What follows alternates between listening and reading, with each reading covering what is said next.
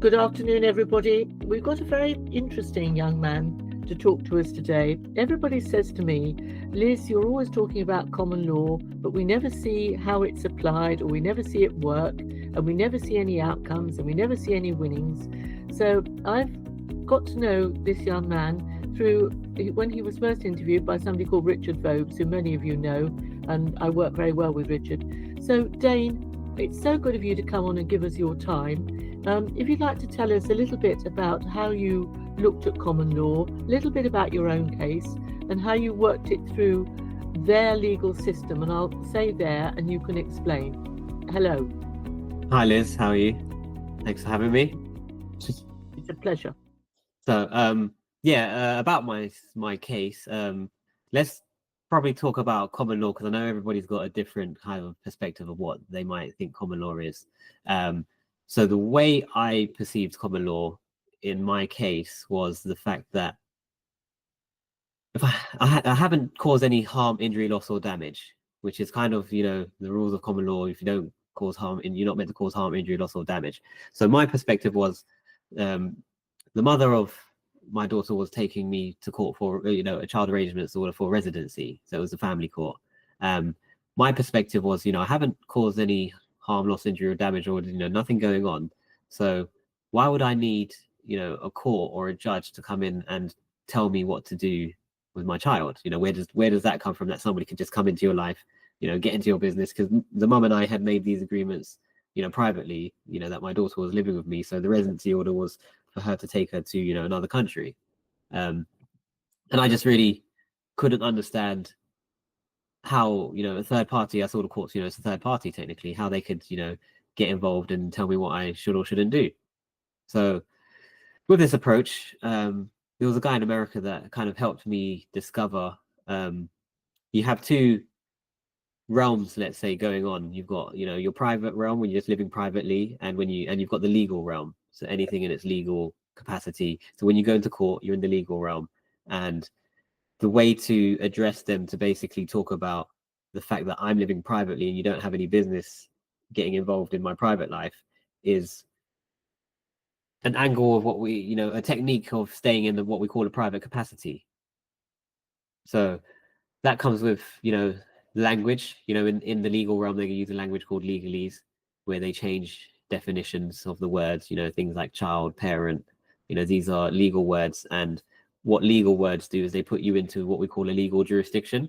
So if you use these words, it seems like when you use these words, the court or the judge presumes that you understand what these words mean, and if you use these words and understand what they mean, then you understand the legal system, and therefore it comes with duties and liabilities too.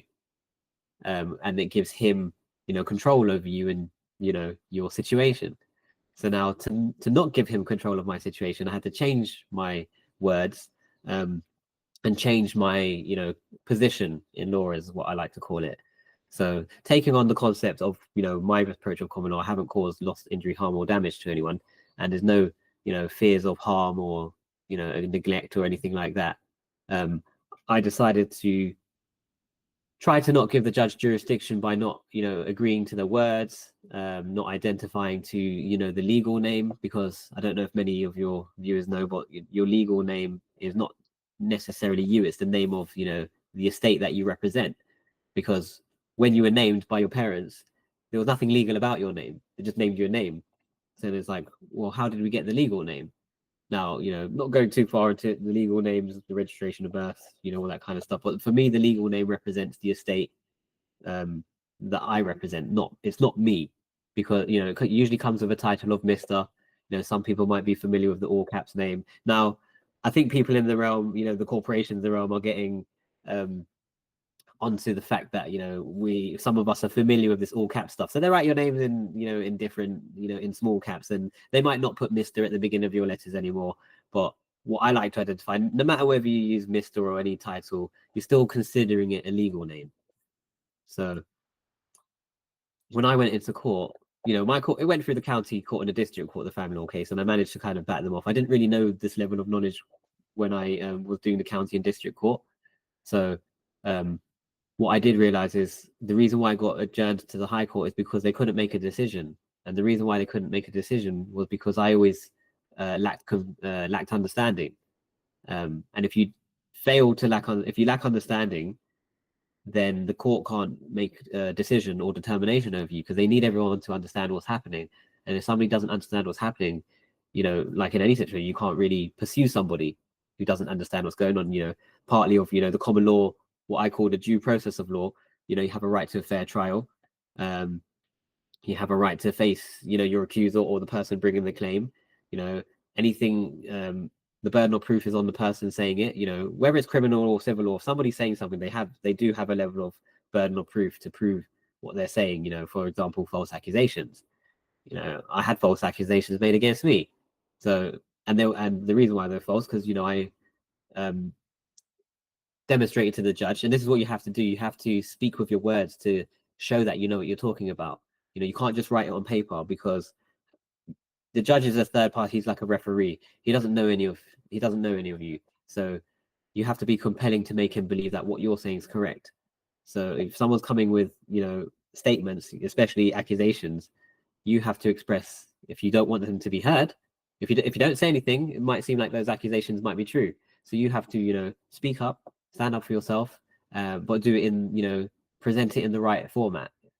So, if you do get some type of accusations, the way I handled it was by, demonstrating to the judge that, well, there's been no record of this. There's no police reports. There's no documentation. There's no, any type of concerns that were addressed at any given points of time. So without that evidence, how can we determine if these accusations are true or not? Maybe they're just, to me, I saw them as vexatious and malicious, purposely for the sake of bringing this, claim in court. And that actually works quite quickly and easily. I told the judge, the court, you and the court have to dismiss all of these false accusations because they're clearly untrue. And I believe it was that level of confidence that he just didn't really follow into, he didn't go for any accusations. He seemed like he accepted what I said. Can I ask a question here? Yeah. Like on the other side, representing your partner, did she have proper, was it a barrister or a solicitor? No, she didn't have any representation either. So it was just her and I. Okay. So we'll start from the beginning. When I got to the High Court, I started learning about not giving the court jurisdiction. And the first thing is to not stand up for the judge. Now, a lot of people might think that's rude, but there's a legal maxim that says all are equal in law. So, we use these, I like to use these techniques. I used to use the due process of law. So, everything has to follow the correct procedure.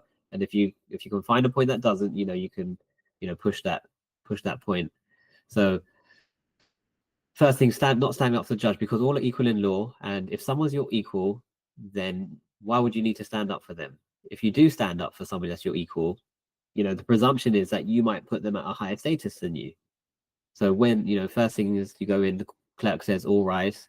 So I stayed sitting down. Judge comes out. He turned to me. He got quite frustrated. And he said to me, are you not going to stand up? I acted confused. I said, Judge, I've never been to court. Are you meant to? And he said, oh, it's customary to. So then I asked him, am I required to? And required is a legalese word, and it kind of means, do I have to by right and authority? He then turned around and said, no, you're not required to. Please feel free to stay seated. So that was the first checkpoint. They take you through checkpoints. These are little checkpoints in here. So that was the first checkpoint, because that's where it all starts. Now, the second part of court is he introduced the parties. So he introduced the mother, had given her legal name, and then he introduced me and my legal name as Mr. Dayne, and then my surname. So then I said, Judge, that's not me. I'm not Mr. Dayne, blah, blah. And then he obviously looked at me confused. It's like, what do you mean you're not Mr.? So there's a technique to, you present yourself in court. You don't represent yourself. This is where we get into the nuance of the words now, because to represent, the prefix is re, to represent.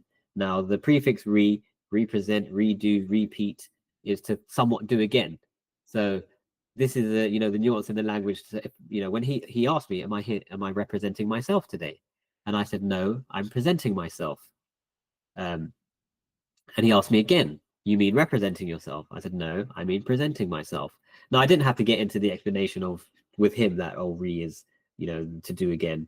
but it's that secret understanding that he doesn't know that I know this, but he's probably thinking, oh, what's this guy talking about? So then he asked me why, how are you not the Mister?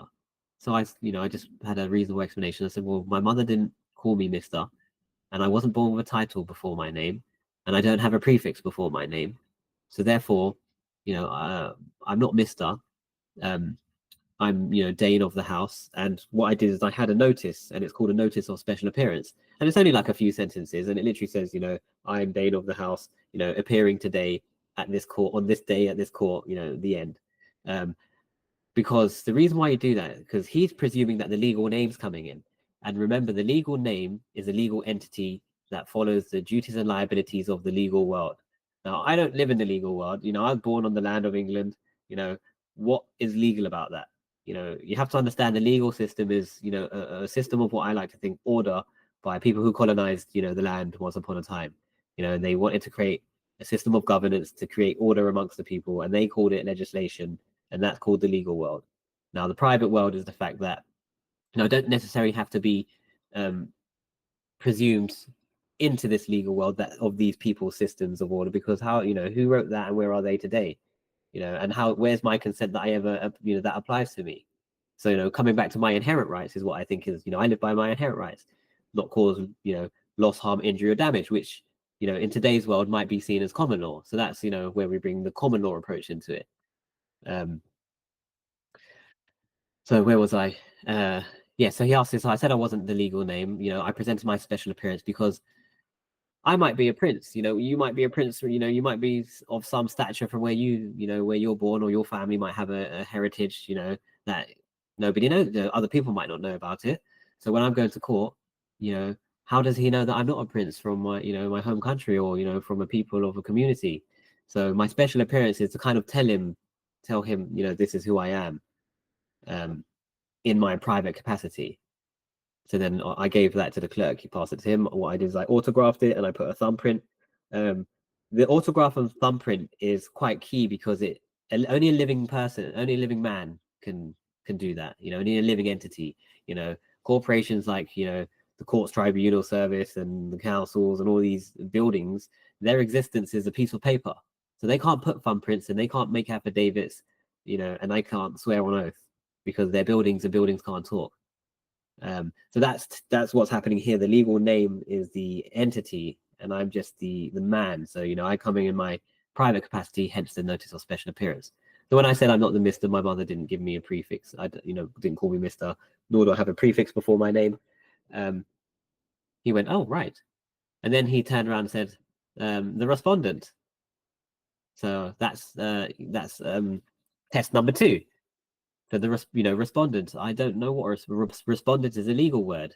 Respondent is like what we call a persona. It's a personality. So when you're a respondent, you have to take on the personality of a respondent.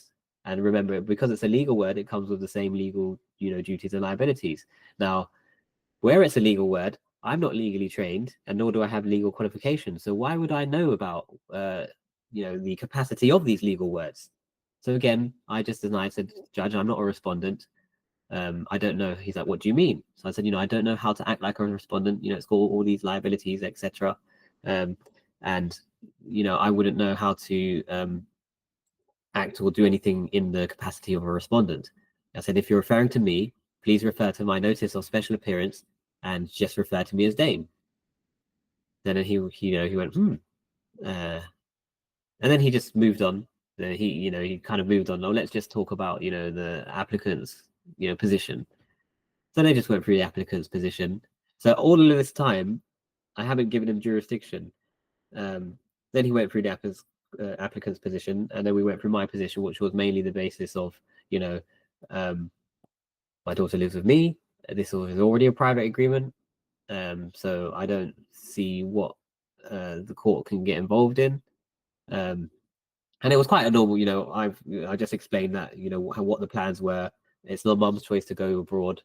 So therefore, she can make her choices, but that doesn't mean that I have to, give up residency of my daughter, which we had privately established. So why would I need, a third party to get involved in my private business?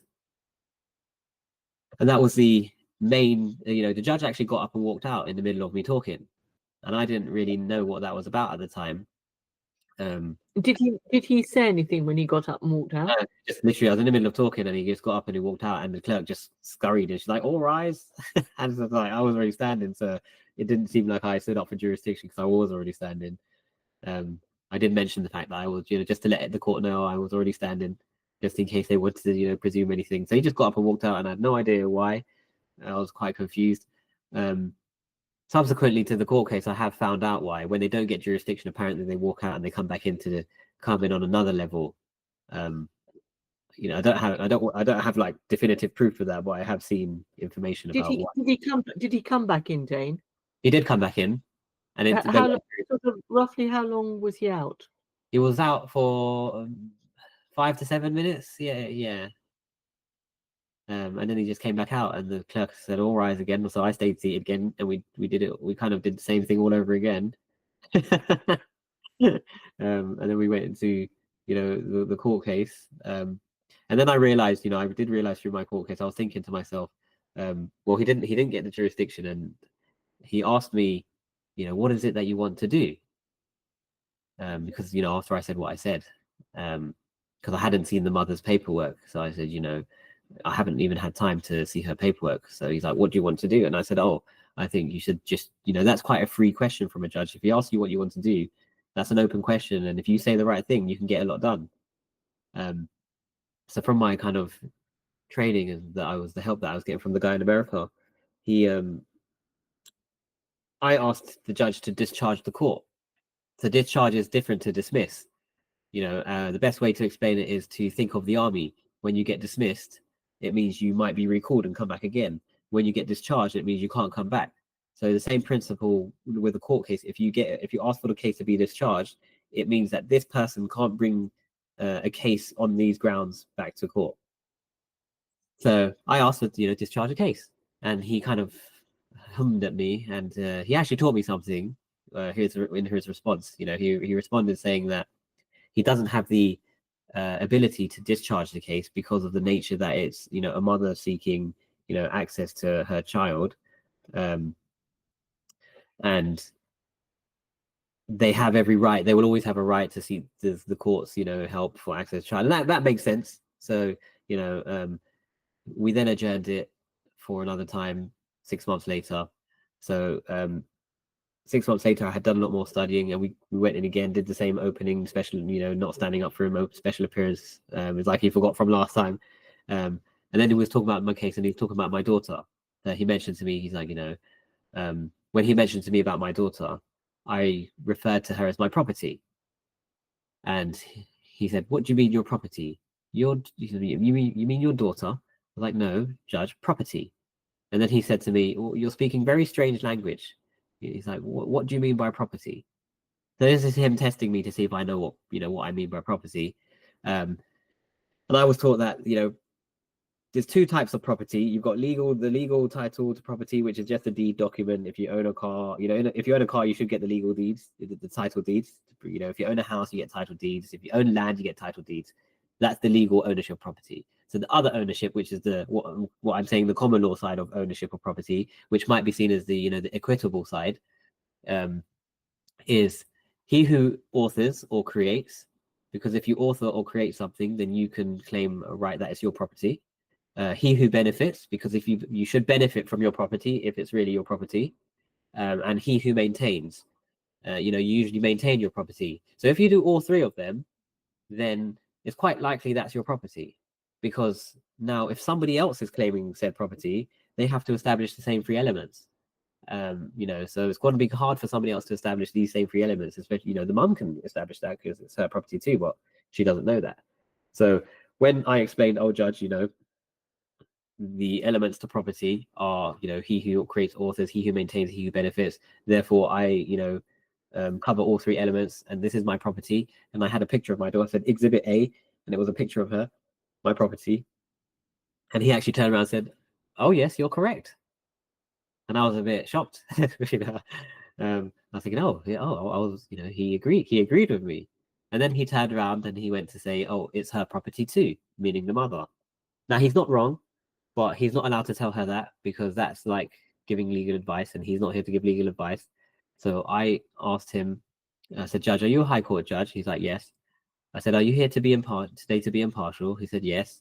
So I said, could you please stop coaching the other party and giving legal advice, unless you're going to coach or give me legal advice too. He actually turned around and said, I'm sorry, I won't do that again. And I was like, oh my goodness, what next? And then we just went through the court. We just went through the case. Or I just standing my ground, saying, again, explaining she's already living with me. Everything's fine. She's settled. Everything in family court has to be with the best interest for the child. So I didn't use the word child. I didn't call myself a parent, but I still demonstrated that everything I'm doing was with the best interests of my property, but just with the best interest, because part of my concept was I wanted to. The judge is the big boss, the judges are the ones who make the decision. So I'm thinking they're the ones I want to focus on. I don't care about anybody. To me, solicitors, police, they're just minions now, because they don't even know about everything ends up in court. Usually if you're in a situation, the final destination is court. So I was thinking, if that's the final destination, let me think about what judges are governed by, or what it is that what they're bound by, because they're so kind of, they come across so principle related. We're judges of law, protectors of the realm. So all right, let's put you to the, everybody's doing their job, so let's put you to that same test to see, if you're protector of the realm. So I understood what their legal grounds and what they legally have to take into account. So in a family court, the legal scope is everything for the best interest of the children. They don't really want to hear about discrediting the other person. Even in court, the goal of court is to not discredit the other person. It's just to say what you can bring to the table, especially in family court. So knowing that, I directed all of my conversation to demonstrate why everything that I did was in the best interests. And I didn't discredit the mum, but anything that she said against me, I'll just rebut. And you just have to do it with good reason. You can say what you want, as long as you've got good reason, you can explain it. And and if they test you, you can re-explain it. A lot of the times I had to repeat myself, because I think it's just a test to see if they know what you're talking, to see if you know what you're talking about. Now, Yeah, I'm sure you're right here. And, when you look at it, you're quite right as well. I mean, the judge is there. There are cases where children are being pulled from pillar to post. So you can see that there is a reason for it, the child's interest, for a judge to be there. So I understand all that. I think you've explained it perfectly, Dayne. So please continue. So the outcome was. So what I realized is, as on the second time, 6 months later from the first time, it was a 2-day approach. So where I learned a lot more, I started thinking about, I did realize that the non-jurisdiction side was a bit tricky when it comes to, mother and father being the two people in court, because, trying to say it's my property is her property too. Outside of court, we could play this property game all day long. I could take my daughter, she could take her back. It's not called kidnapping, because you can't kidnap your own child. It's not, you can't, it's not true unless the child doesn't want to, unless there's some fear, of danger. So the private capacity, not giving the court jurisdiction, I would recommend it's probably best used for if corporations or entities are coming at you, like the social services in the child's, family case, the social services coming at you, or the school or someone like that. If it's actually the mum, the other parent, then that's why I started focusing on the legal route, because if I did, I feel like that I did not give him jurisdiction, and I feel like I held it, I was holding it off until the point I decided to switch it. Now, if I did stick to the no jurisdiction route, the only thing that I believe the judge could have done was just dismiss the application, because he clearly wouldn't get jurisdiction of me and my property, and therefore, because the mum can't demonstrate any real fears, the court don't have jurisdiction to tell me what to do, so she's got to come back in the private and try and sort it out privately with me. So I do believe that if I were to play that position and stuck to it, that the only outcome he could be were to dismiss it.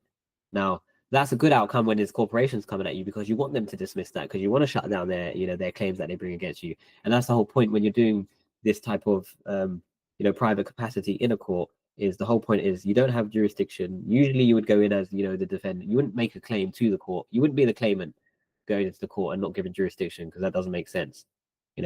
You'd always do it if someone's coming at you, generally.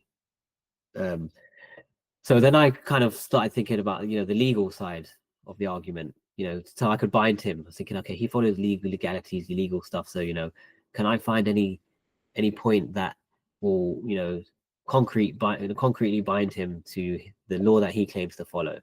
So I realized that where the mum was trying to move country, she was going through a visa application. Now, the visa application, wasn't complete. So where it's not complete, he can't actually make a decision on her in favoring her, because if he were to and her visa gets denied, that will be very disruptive, and he will be the one to be seen making that disruption. So it was for me to address this with my words, say, Judge, if you do that, you're actually going to cause a lot of disruption, and you would be the pinnacle of the start of the disruption.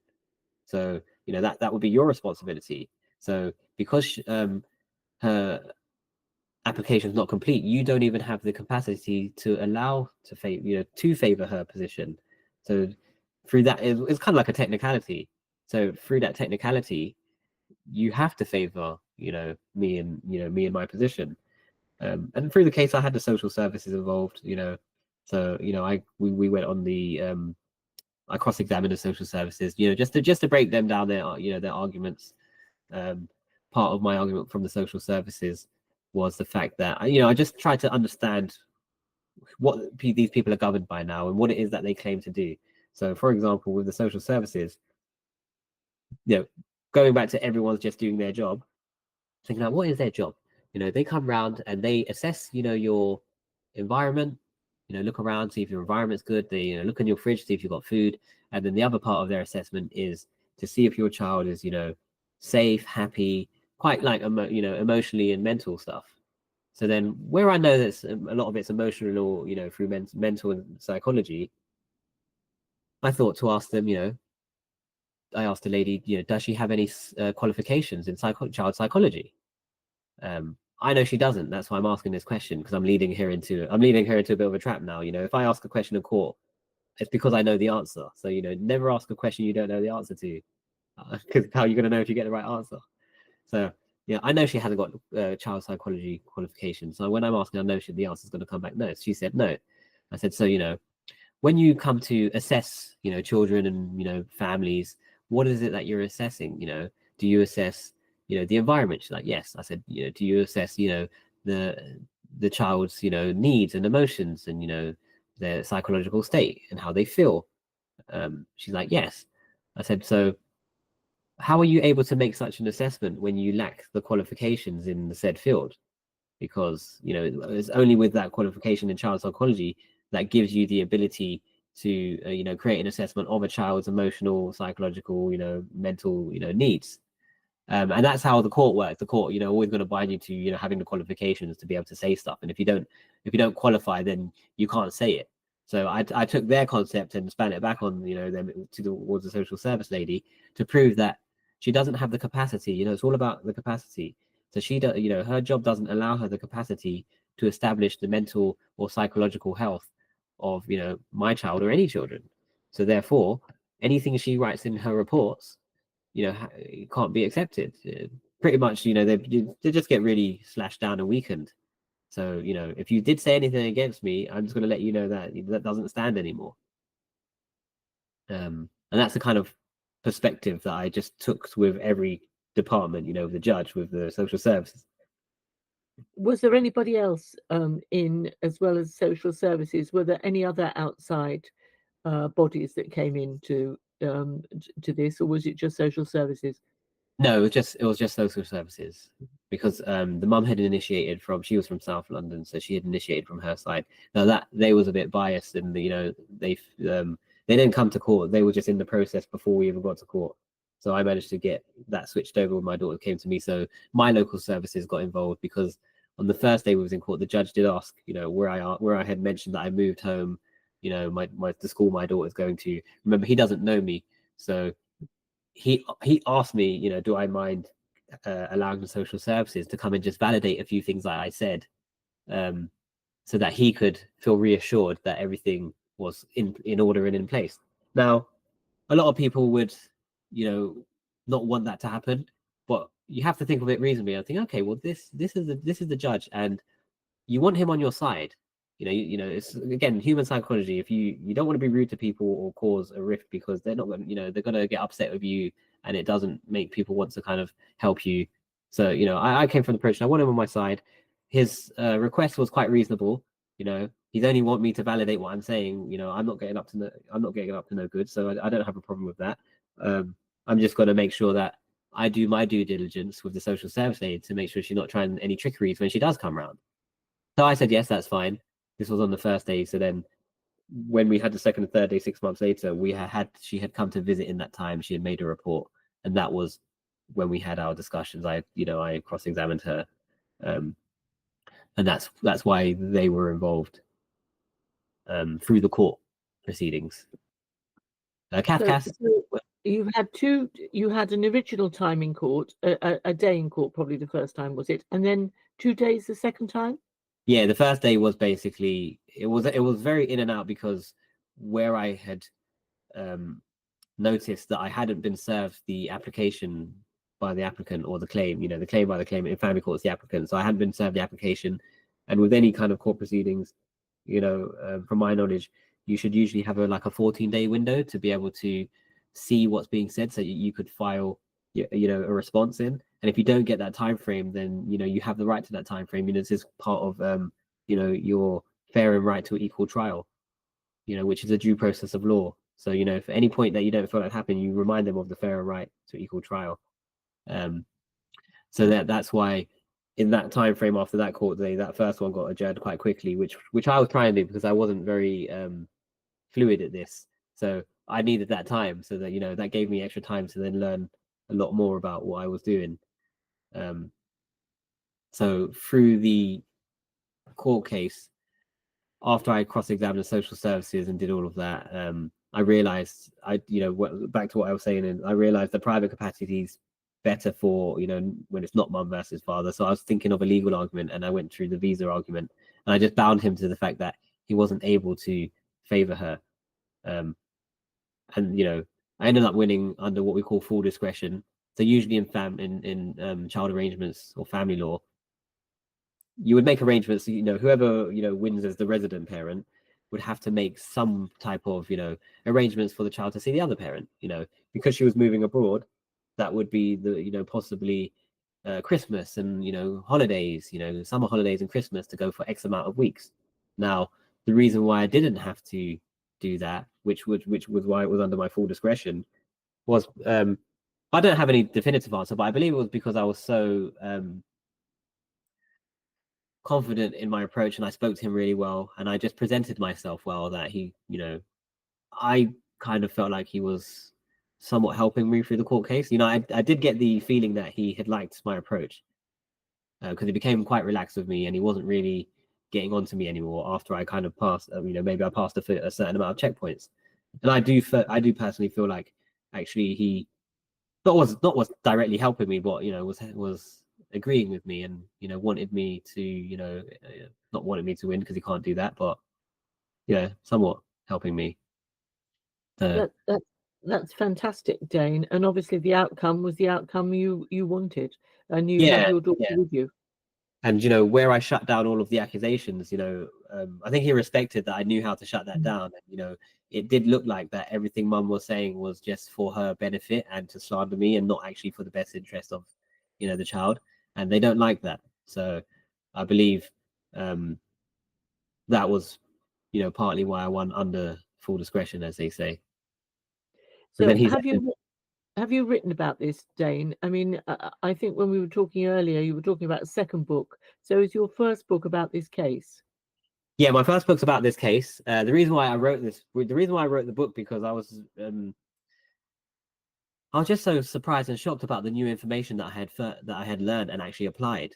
And I had kind of heard about this type of stuff, but there's hearing about it, and then there's learning the theory of it, and then there's applying it. And I started getting into this kind of movement of people out here doing these types of things. After I had done the court case, I started kind of finding more about this. And obviously with my own court case, it took me to want to learn more, seek more knowledge on this. So it was really interesting to actually have applied it. So that's why I wrote the book, because I was, I was in so much shock that I just wanted to share this with people. Like, did you know about this? Because before I went to the court, I actually took advice from a couple of solicitors and lawyers, just to see what their perspective was, because the guy in America who assisted me, his name was Carl Lentz, and he had done this for his kids. They were taken off their social services, so that's the perfect scenario that he did it in, was the social services. The argument is the interference of your right to property. So in the book, I talk about how that's the arguments when you're staying in the private realm. Anyone that wants to get involved in your business, you would accuse them of interfering with your right to property. So that was kind of like my argument in a nutshell, and that's why I had to explain what property was to the judge. I actually wrote him a letter, which is in the book, and I wrote the book because I just wanted to share the experience. And I know a lot of people, when I was looking for family law and like just for help, because I knew that I didn't want to use a lawyer, I was going on Google as we normally do. Excuse me. And I realized that there's no information out there. And anything you do find, it's, oh, call this lawyer, book this appointment. I was like, why can't I find any public information? Or I understand. So what is the book called, and where can we get it? The book is called Family Law: A Layman's Guide. I've got here's a copy Let's of the have a look. hardback version. Take it back a bit. Family Law: A Layman's Guide. Yep. Yeah, Family Law: A Layman's Guide, and based on first-hand experience. This is by me. And so available from all good booksellers or from the usual source? From my website. Yeah, I'm just directly from my website. Let me have a copy of your website, please, and we'll put it up so that people can get it.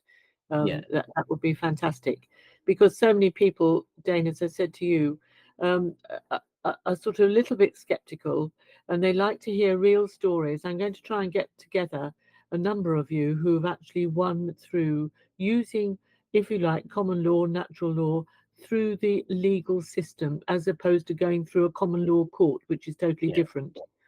So that's what I want to do, to give people heart, not to tell them how to do it, because people must do their own research. Although it's interesting, the bits that you've said put people in the right way of going about it. But people have to learn their own way. It's just nice to know that you can apply the law that we all think that we live in, which we don't. And this is the bit that people can't get their heads around. Yeah. And that's a position that I put myself in. My position in law is under my inherent rights, which we're all familiar with. Things like the right to travel, a right to life. If you don't do others wrong, and if you're living like that, then who's claiming they have any business, in your life? And if they are, I'm going to claim you're interfering with something. Whether it's my property or with my right to X, Y, and Z. It's always an interference that they're doing. You might be interfering with my right to travel. The legal realm says you drive. Driving is a legal word that a driver is a legal capacity. The personality of a driver acts in commerce. That's the first point they get you on. Everything legal acts in commerce, which is business. And they do that. Because then I asked myself, well, how do I do business with buildings? How did we ever get to the point where you do business with the council, that or the building, or any other private company? So I understood that their business name, their corporation name is a commercial capacity, is a commercial entity.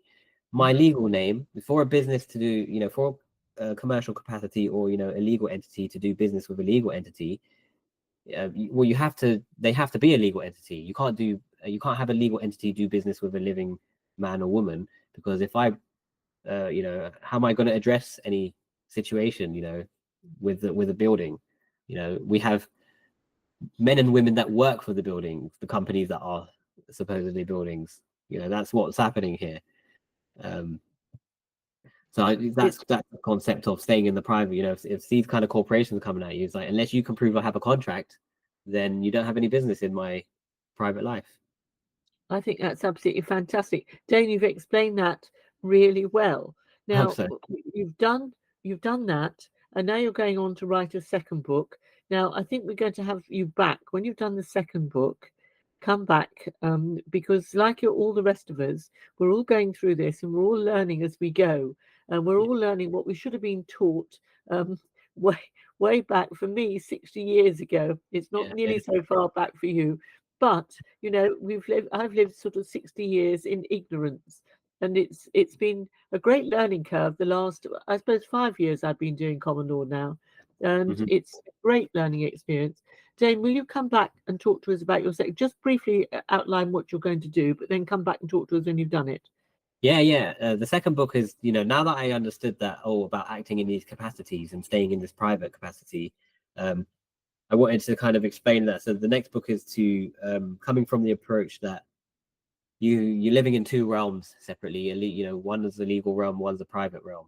So this is if you haven't caused any type of wrong to anyone, or you haven't breached a contract that you willingly entered into. Because for me, those are the things that you would be obliged to. It comes from the basis of, if I'm living under my inherent rights, I'm under no obligation. So how do I sit in that space, in the private capacity within the world that I'm living in, and now knowing that we're presumed to be acting in these capacities, like Misters, Mrs., doctors, drivers, citizens, passengers, all of these words take on a personality, which is a legal personality, which is actually a fictitious personality because it's not real.